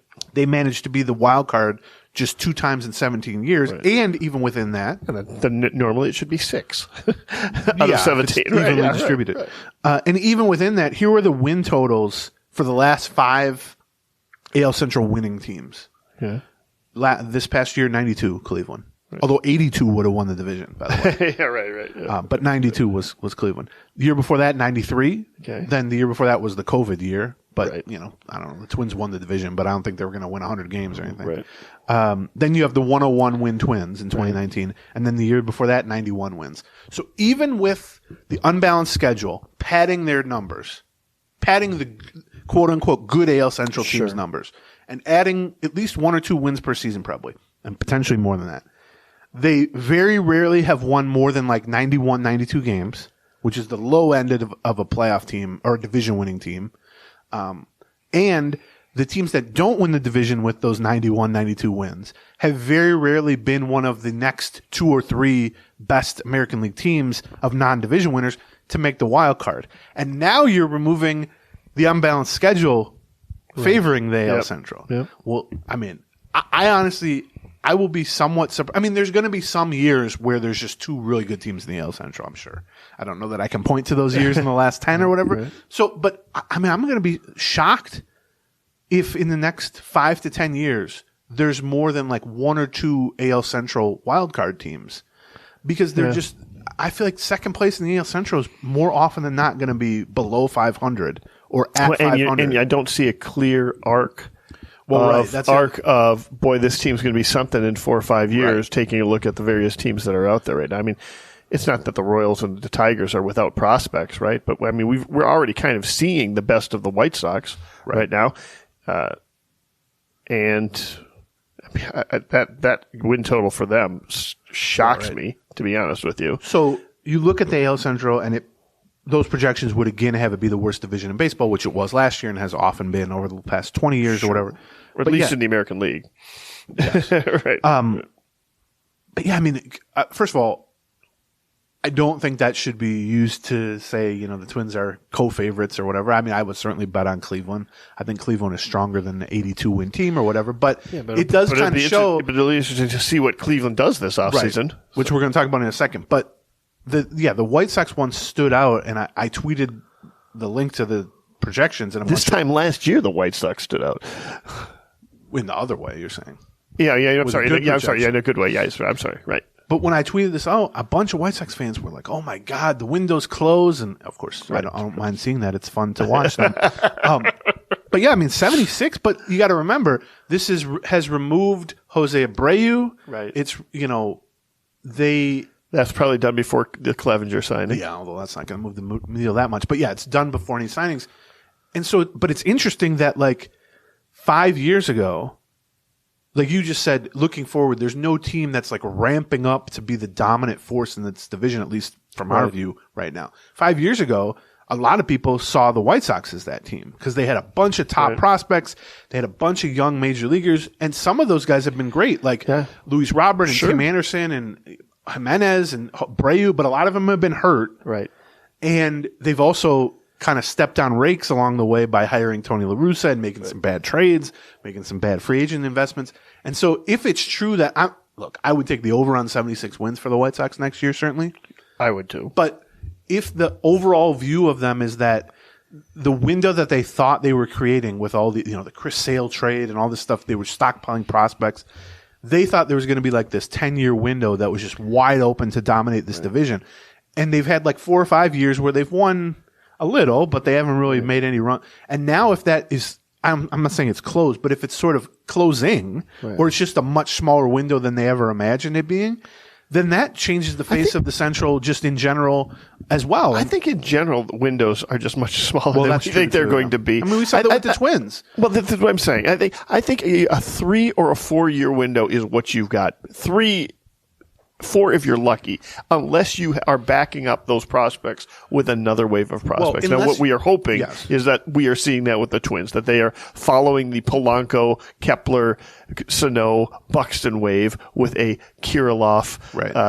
And then the other way you extend it is if you're the Astros or whoever, and you go through a full, scorched earth rebuild to get yourself Bregman and Correa and all these guys. And then once you start winning, you bump the payroll up to $250 million, and you re-sign those. You bring in other guys. You do all the other stuff they did. Exactly right. But yeah, I mean, I don't see the White Sox doing that. And in fact, this brings us to what we wanted to talk about, which is I was reading James Fegan, who's the Athletics' great White Sox beat reporter, and he talked to Rick Hahn like a week or two ago, who's their Derek Falvey, basically.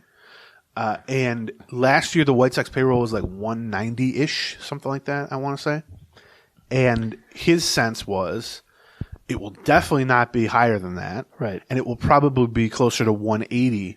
They're shooting for 180 for this upcoming season. And they're basically at 180 and right now. They're at 170. After signing Clevenger, they are right about 180. Basically at 180, yeah. Right. At the time he was writing, they were at like 170 something. But yeah, Clevenger, I think I saw he's getting at least $8 million. He gave $8 million, yeah. So that's what's interesting. You still have Abreu unsigned. Right. So presumably they're letting him walk, and then they're just going to, you could trade a guy or two to create some salary room or whatever, but they're going to be adding small scale unless they can dump some salary, like dump their closer or something like that. They look like, any moves they're going to be making are trades. Yeah, trades. Or, right. Signing a fourth starter like Clevenger. Right. Yeah. Or Clevenger was the fifth starter basically on that staff. Which is interesting because if part of the White Sox power. Which, by the way, I like that signing. Yeah, it's fine. But part of what seemingly made the White Sox scary to teams like the Twins 5 years ago was that they'd gone through a rebuild. They had traded off all their good pieces. They had stockpiled, Moncada and Robert and Anderson and Kopech and Giolito and all these young guys. A lot of them are really good players. Right. Eloy Jimenez, on and on and on. And the idea was, well, not only do they have 10 legit prospects here, they got some young major leaguers even, and once they get good again, they'll have a $200 million payroll because they're in Chicago. Right. And they've spent in the past, Right. And now, 5 years later, they've been an okay team for the last 5 years. They've certainly been competitive in the AL Central and all that, but they haven't dominated the AL Central by any means. No, they won it 1 year. And now that's it, right? Yes. They didn't win in 19. They didn't win in 20. They won it in 21, and they lost in 22. Right. They won it 1 year. Yeah. Yeah, they lost it at the end of 2020 to the Twins. And they also got swept out of the playoffs, right? Or did they get one win? They might have gotten one win. I don't know. I'm not making light of one playoff win. I just don't remember. Right. But so now all those prospects are now like 28. A lot of them are good, but a lot of them have major injury issues. Now you've lost your best hitter of the last 5 years in Abreu to free agency. Right. Guys who you thought were going to turn into aces like Giolito or Kopech are good pitchers, but have their own issues. Right. You got a whole bunch of Definitely money. took a step back last year, certainly. I mean, and now, yes, they have $180 or $190 million payroll, which the Twins would love to have $180 or $190 million payroll. Our conversations about their offseason would be completely different if that were the case. But they're already at $180 million. Right. And they certainly, on paper, they have a 76-win team by at least one estimation. And so that, to me, is sort of representative of what the AL Central is in general, which is the team that was setting themselves up, they thought, to just dominate this division for a decade, won one division title, is now kind of a mediocre, injured team in flux, maxed out on payroll. You have the Twins, who we've certainly documented their problems over the last 2 or 3 years, and are a mediocre team on paper right now, have a chance to make some impact moves, but as we discussed for the first half of this show, we don't know what they're really going to do. We don't know what kind of impact players they can bring in, and on paper, they're basically an 80-win team too. And even Cleveland, who to me certainly look like the class of the division, but that's easy to say after they just won the division. And they have some young talent. Yes, that's why. That's developed, I just think Cleveland, if you were to line up the 25 and under talent, I think they are at the lead.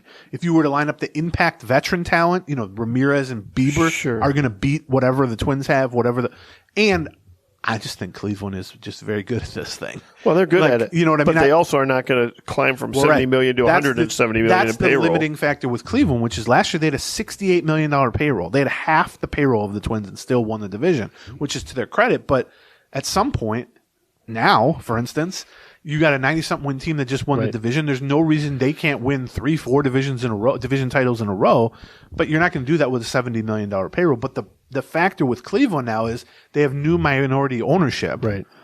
After years of the Dolan family skimping on spending, and there's some belief that maybe not this year, but once that minority ownership takes over, similar to the Timberwolves situation, I think, as the full ownership or the 51% ownership, that they're gonna. I'm not saying they're gonna be the Yankees, but they might get back to spending $140 million instead of $70 million. If that's the case, that's gonna be really difficult for not only the Twins but the White Sox, because then they're competitive from a money standpoint, and they're just better at developing players. That's why the Twins are in such a unique position in the AL Central this year, is because you've got the other four teams. It looks like all four other teams have some desire to spend some money at some point. The White Sox certainly aren't afraid to spend money, but they're up against the cap, basically, or not against the cap, but they've already spent what they plan to spend. We think that Cleveland is going to actually get a lot more payroll flexibility in the future, but for this year they still aren't, as far as we know. Yeah, we'll see. We feel that the Royals are saying the same thing, that basically it's too early to go all in, is essentially kind of what they're saying, right? They don't know what cards they've got yet. They don't want to go all in. They just fired their longtime GM, Dayton Moore. Right, that's right. And then Detroit's similar. And Detroit did decide last year was the year to go all in. Yeah, it flopped completely. They have a brand new change management, and that front office also looks like it's too early to start supplementing and throwing stuff at this. We've got other stuff to do. They're projected to win 70 games or something. Right. Yeah, I mean, I think, long term, Detroit is, from the Twins' perspective, Detroit is scary, or it can be scary. Sure. Because Detroit, now it was under the father instead of the son, Mickey Ilitch instead of, I forget the dude's name now, but who knows how willing he's going to be to spend. But Mickey Ilitch at the end, he's the Little Caesars dude. You probably saw him collecting the AL trophies or whatever. Had a bad hairpiece and a lot of money. That was his thing, which is my goal. I'm going towards that. He showed when Dombrowski was running them, and they had Miguel Cabrera and Justin Verlander, and I mean, they had some great teams. He showed a willingness to spend above and beyond, what the Twins would say is reasonable spending. I would say what other 29 Major League Baseball owners would say would be reasonable and spending. So anytime you have an owner that's established a willingness to do that, that's a competitive advantage, because the majority of teams, including certainly the AL Central, is not willing to do that. I don't know that the son is as willing to do that as his father was, but also I think Detroit was like one of the last teams to kind of get with technology and data and all that stuff. And now they have AJ Hinch, who, for all the things you can say about his time in Houston, he's certainly a respected manager with a great track record, and certainly very new school and analytical. And now they've hired the assistant GM from the Giants, who, talking to people around baseball, is, respected. But now that doesn't mean anything. Derek Falvey, same thing, and that hasn't led to tremendous success for the Twins. But I think the Tigers are undergoing the biggest change in terms of like personality of the decision making. I was going to say the culture of the organization. Yeah. Now that doesn't mean they're going to dominate. We've seen that with the Twins, but I think it's similar to what happened with the Twins, maybe even more extreme than what happened with the Twins. It can also take several years to sort out, which it did for the Twins as well. But they do have some young talent. So, I mean, I think, to me at least, the Tigers are much more dangerous, maybe not this year, upcoming year, although I do think this year, but for the next 5 years, let's say, than Kansas City. Sure. I mean, Kansas City is significantly below or behind Detroit.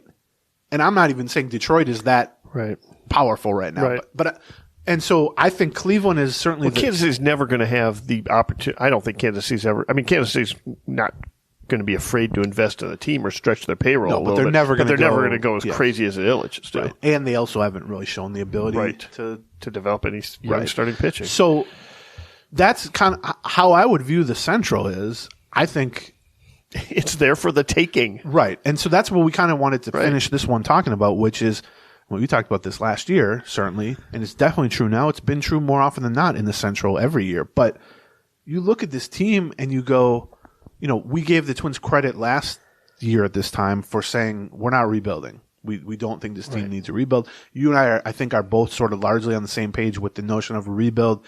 In baseball, maybe I'm a little more extreme because I think it's just a cop-out. I think we've sold I don't think you're any more extreme than me on this. Bill of goods to fans that, don't expect anything for the next 6 years. We're rebuilding, which really just provides cover to not attempt to put a winning product on the field, to slash payroll and not spend money under the guise of, well, it's not worth doing that anyway because, hey, we're just rebuilding.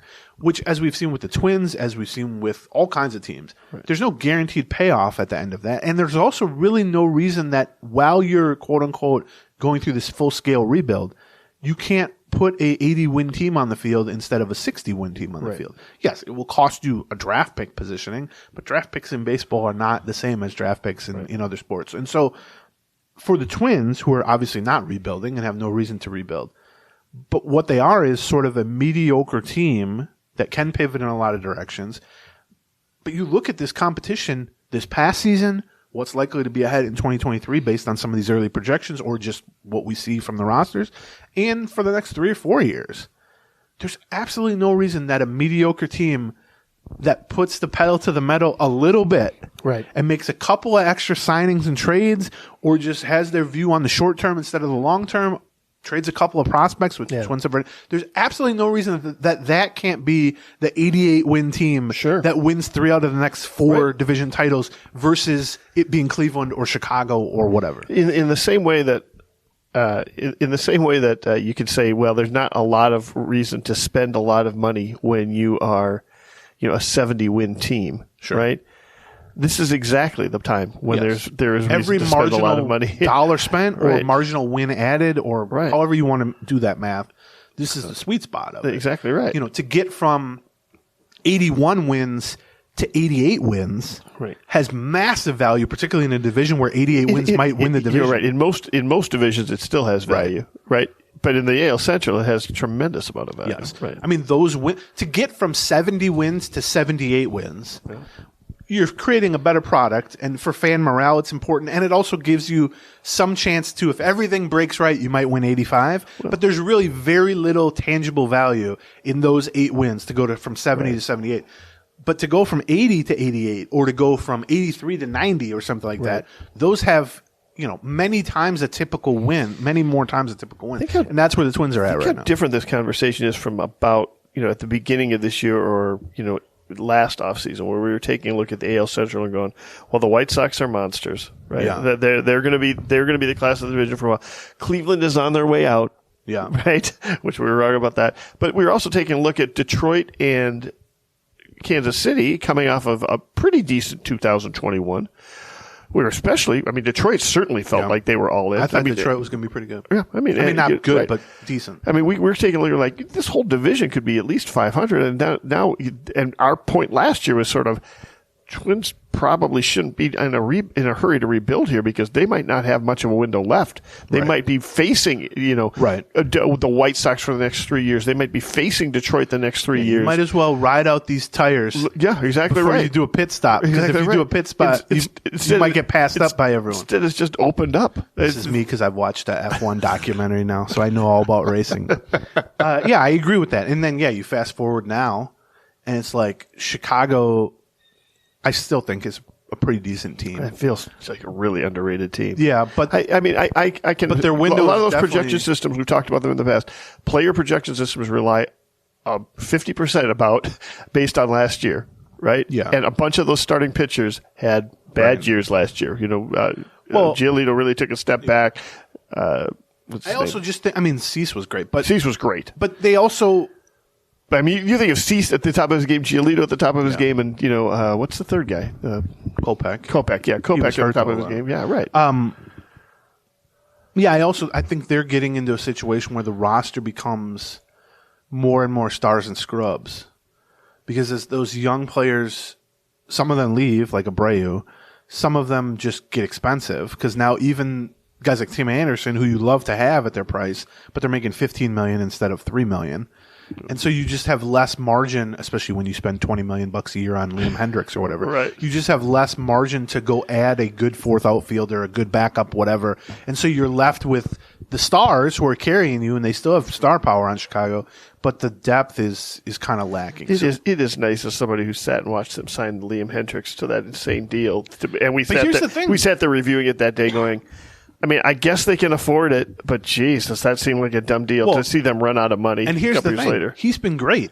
Yeah, right. He's not been he's been exactly what they could have realistically hoped for from him. He's been healthy. He's been an all-star for the first 2 years of the deal. Yeah.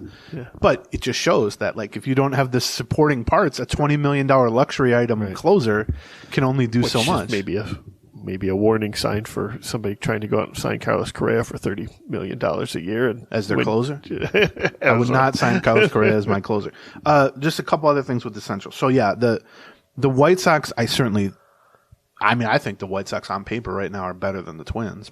That's not saying much, but obviously Fangraphs disagrees. But unless they have a way to shed salary, or they are capable of making sort of salary for salary trades to bring in upgrades, their options are just relatively limited because they've set a payroll, range that they're going to try to hit, which is somewhere 180, 190 million, which is plenty in this division. Right.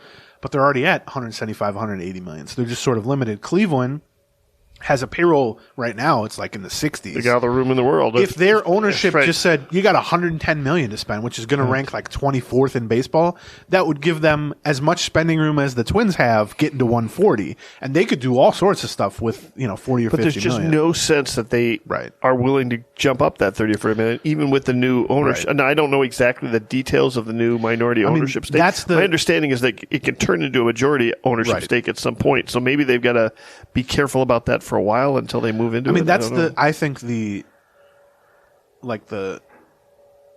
elephant in the room of the AL Central is if that happens, if new ownership takes control or partial control of Cleveland and just says, we're going to spend like a league average team. We're going to spend like the Twins, which look, all Twins fans do is complain about their spending. But let me tell you who would be thrilled to have the payroll of the Twins, Cleveland. And the moment Cleveland has an average payroll, I think the rest of the Central's in trouble, assuming this current leadership group stays in place with their approach to coaching and data and analytics and all that stuff. Because they're just better at it. You can either be better at developing players or you can be better at spending for players. There's a few different paths you can take. But if the playing field is equal, certain things will just take it. So, yes, you said essentially what I was going to finish with on this about from the Twins' perspective, which is, and this is not new to anyone, but I think it's just so clear. It's like this team is coming Don't off. F around. Right. There's no reason to screw around. Right. There's no reason. There's no reason to run the middle of the road on this. Right. Go high. Well, and because maybe their internal projections say something different, but in my mind, and maybe I'm overestimating the impact of the schedule, and I'm overestimating the recent results of wildcard situations that don't favor the AL Central. But to me, you could make an argument to yourself if you're the Twins that's like, well, we're not going to go super heavy on this to try to win 92 and win the division because we feel like a wildcard team with 86 wins is probably going to get in, which is probably the case now that there's 3 wildcard teams in each league. Right. But I'm just sitting here and telling you, I think it's going to be very unlikely for a team to be in the AL Central and not win the AL Central and still end up with like 87 wins. Right. Because I just think most likely there's only going to be one good team most years in the AL Central. Yeah. So if you're planning on saying, we're not going to push all in. We don't need to go pedal the metal because we can just get 85 wins and make the wild card. I would caution that those 85 wins, given the schedule changes, are probably more like 83 wins. And I don't know that 83 wins are going to make the wild card. And also, don't plan for that. Here's the thing. It's like the Gophers in the, Big Ten West? Right. You can't win this shit. What do you think you're going to win? Do you know what I mean? Like, if you can't, I know I'm kicking Gophers fans when they're up now. They're not. Yeah, they win the axe. you beat back to back in the You beat Bucky. Here's a joke we have in my house, by the way, which Becky's from Wisconsin, but she attended the U and never went back to Wisconsin. So whenever Gophers Badgers, she'll be like, "What's the score?" And I'll be like, "You guys are up a touchdown." She goes, "Who's you guys?" Wisconsin. I'm not Wisconsin, bro. She's Wisconsin. But if you're in the AL Central, there's never going to be an easier path to winning a division in baseball than the current, I'm talking the last 5 years and the next 5 years, this current window of a decade in the AL Central. You're not, on paper at least, you're not going to find an easier path to winning division titles than being an average spending team in the AL Central. And if you are unwilling or unable to see that and push a little further to get from 85 to 88 or 88 to 90 or spend an extra $6 million on a reliever instead of handing the keys over to Trevor McGill or whatever it is, or sign a better backup catcher than Tucker Barnhart or whatever it is. Right. If you're not willing to do that, what are you waiting for? Right, yeah. What window, what circumstance, what division, what competition level are you waiting for? You're waiting to get dropped back to the Pacific Coast League? Yeah. And so that's where I'm sort of at with the Twins. And I think we both sort of came to this conclusion about a year ago, having watched the quote unquote rebuild not pay off in any sort of meaningful way. Right. We just thought, if you're an 80, this is exactly what we said last year. If you're an 80 win team in baseball, go for it.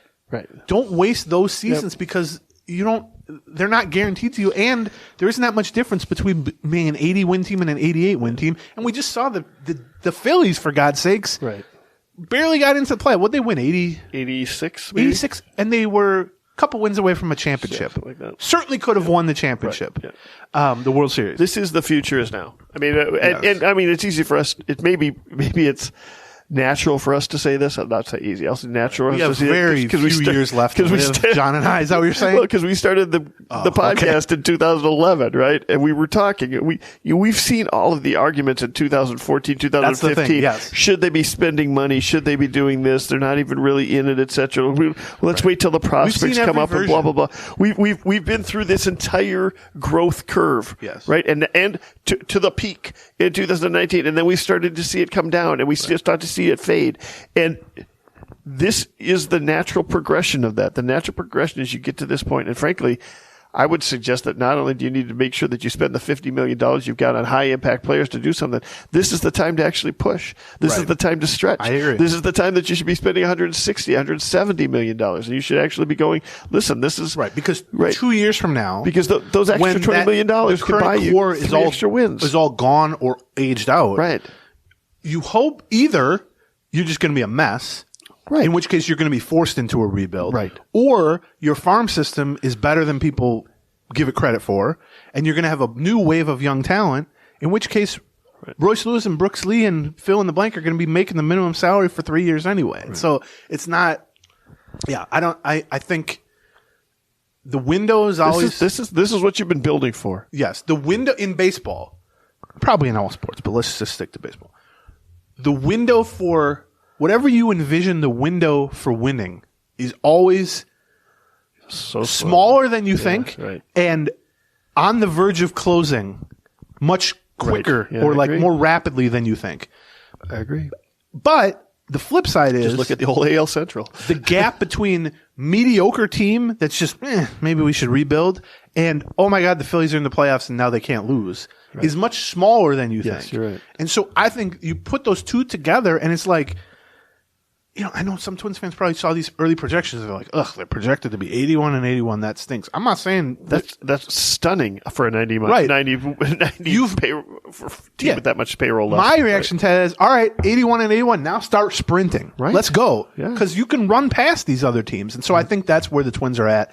And, whether that means bringing back Correa, whether that means pivoting to Rodon and Contreras instead of that, or Jose Abreu or something. Right. But if they end up, and this is always just my fear, but if they end up, they sign Tucker Barnard to be the catcher, they bring in, Kyle Garlick's going to be the right-handed manager to maybe. Yeah, there are moves you can make. I'm not saying they're not going to end up with a $130, $140 million payroll. But if you're just sort of checking the boxes and filling in the blanks, and then you go, we're going to try to win 86 games this year. You miss the point of the whole thing, I think. And I think it could be argued that in the 7 years of this front office, they've trended more towards that. Even though they've made some high-impact moves, first of all, they haven't all worked out. But there's been very little extra oomph. There's been very little all right, now we're at this. Now we're at 99%. Let's actually go to 110% on this thing. And maybe that's just the self-imposed payroll limits and market size are playing a factor in that. But I don't know. I get the sense that it's like they're going to try to sign Correa, and if most likely you can't sign Correa, then we'll just sign this guy, and this guy for the same $30 million. I don't think that's going to happen. I hope not, unless the Correa drags out. Unless it drags out to the point where those other options are there. And I trust. But I trust this management team to not do that. That they're either going to. I think I wouldn't be shocked if by Christmas, certainly, maybe even by middle of December, let's hope we hear, Twins and Correa aren't really talking anymore. And what that means is the Twins they couldn't wait. They had to get in on some other stuff. It's past them. Right. It's right. Yeah. Right. They could only go up to the X floor on the building, and the elevator kept going up. Right. I do think.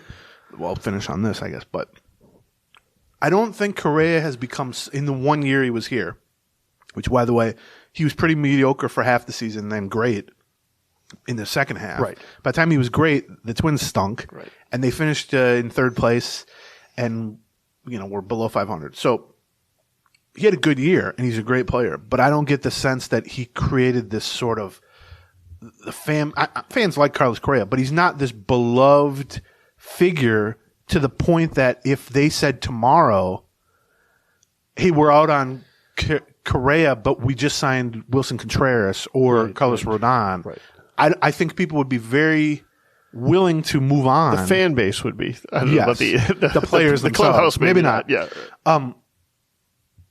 But that in-between time could be difficult. Yeah. Like if you start to read, especially Ken Rosenthal and Buster Olney saying Correa's got multiple $300 million offers, and you start to see, here's the 3 or 4 teams that are in the mix, and the Twins are no longer in that mix.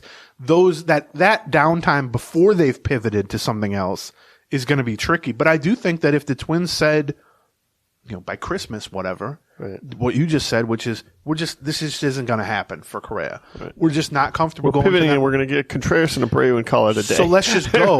Right. And I don't get the sense that if you went Contreras and Abreu and just said we're done with Correa, we wish him well.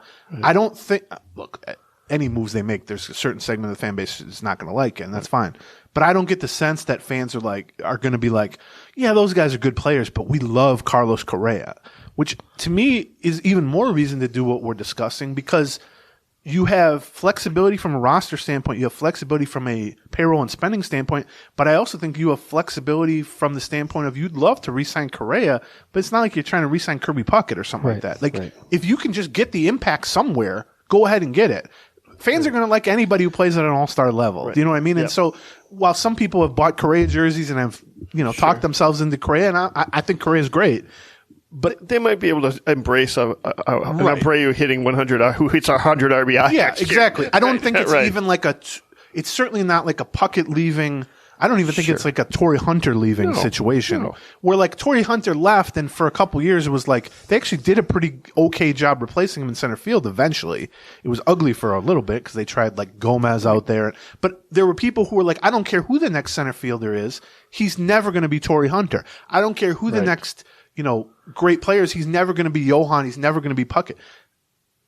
I feel like, if Kyle Farmer is your starting shortstop, there are going to be people on opening day and, Correa justifiably in San Francisco, people are going to be like, well, that's annoying. But if on the mound that day, on opening day, is Carlos Rodon and he can clean up that day is Jose Abreu or Wilson Contreras, I think people will forgive that.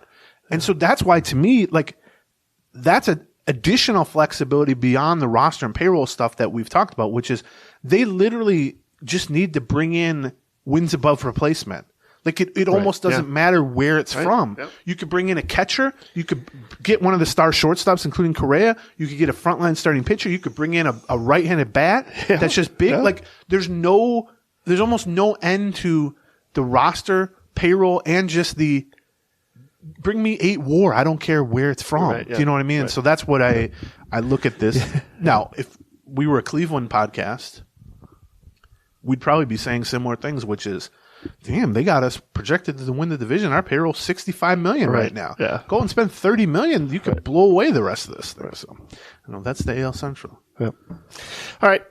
We don't know exactly what the plan is for next week's show. We're going to have Dill on at some point soon to talk Jeopardy and Twins. Right. That might be Patreon. It might be a regular show. Yes. We don't know exactly. We should say, obviously, if the Twins make any sort of significant moves, we will be doing an emergency episode on Patreon regardless that day regardless of travel schedules the next morning. Yes, so you can sign up for that. It's Patreon, Patreon, patreon.com/Gleeman. And the way that works is you sign up. When we put out new episodes, you're charged $1 for them. If we go a week or a month without putting out a new episode, which we've done frequently, we don't just put them out to put them out. Right. You don't get charged anything. So there's no real risk of it. And if they make a trade at 10 o'clock on a Wednesday, 10 p.m. on a Wednesday, 7 a.m. the next morning, we'll record a podcast about it. Thank you to Stamps.com. Thank you to 7th Avenue Pizza and Soda Stick, both of which are having sales like today or through Wednesday. So make sure that you listen to those and stop by holiday stores or SodaStick.com. Thank you to you, John. Well, thank you to you for coming over here. Your mood has picked up considerably since you showed up here at 8 o'clock this morning on Monday. Well, I'm talking about... That's it this morning. I was talking about weird stuff. I didn't even get into a car crash on the way over here, so I don't know why I was in a weird mood. All right, we have Doe coming up, and then could be live from the winter meetings, which should be potentially fun. We'll see how that Wi-Fi in the hotel in San Diego is. All right, goodbye.